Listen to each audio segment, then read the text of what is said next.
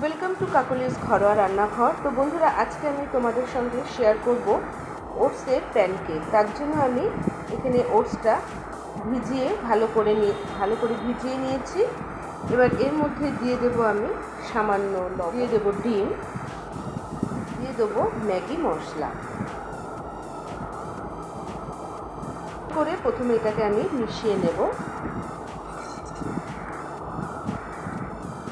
দেখো রেডি হয়ে গেছে। ফ্রাইং প্যানে দিয়ে দেবো আমি সামান্য সর্ষের তেল।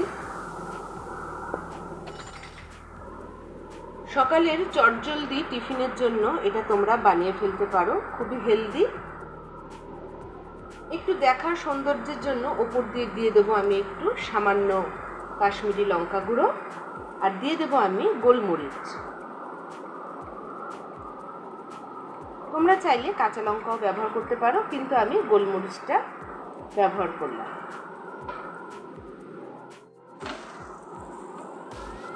খুবই হেলদি, খুবই টেস্টি এবং খুব কম সময়ে এটা তৈরি হয়ে যায়। অবশ্যই বাড়িতে বানিয়ে তোমরা এটা ট্রাই করবে। রেডি হয়ে গেছে ওটসের হেলদি প্যানকেক।